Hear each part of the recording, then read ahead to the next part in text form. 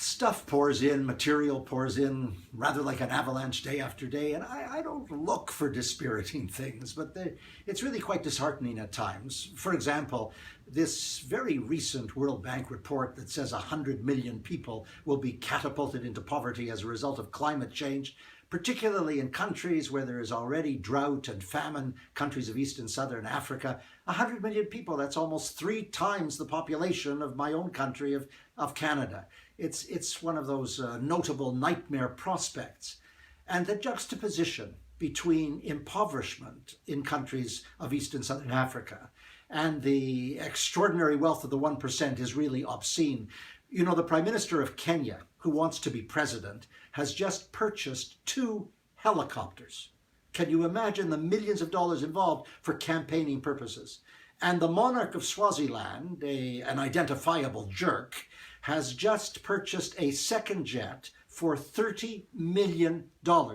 Immediately after he married his 15th wife, he has 28 children. Presumably he needs a larger carrier to ferry them around.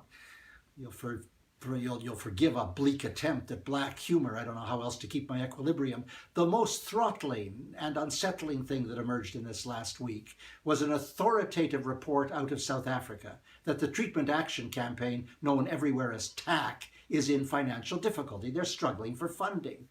Now, TAC is one of the best NGOs on the African continent.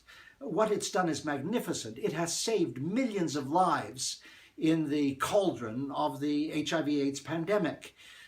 TAC has used impact litigation, as we call it, to force obdurate and denialist governments into rolling out treatment. They've got a tremendous network of community mobilization on the ground in South Africa. They've done wonderful things. They are an example for the entire continent, and they are struggling financially. They point out that last year, the Global Fund to fight AIDS, tuberculosis, and malaria gave $150 million to South Africa, but primarily, of course, to the government.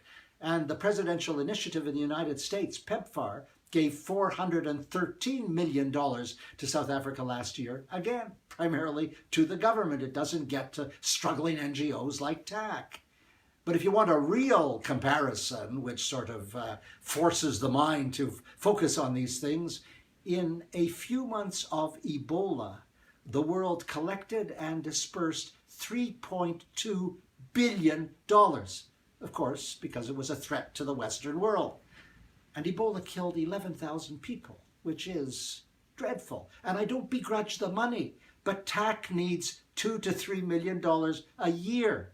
In other words, Ebola received more than 5,000 times as much as TAC needs in 1 year to save, over time, millions of lives.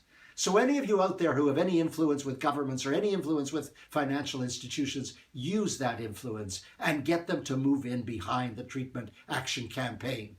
I mean, in the orgy of international spending on military alone, what TAC requires is a veritable pittance.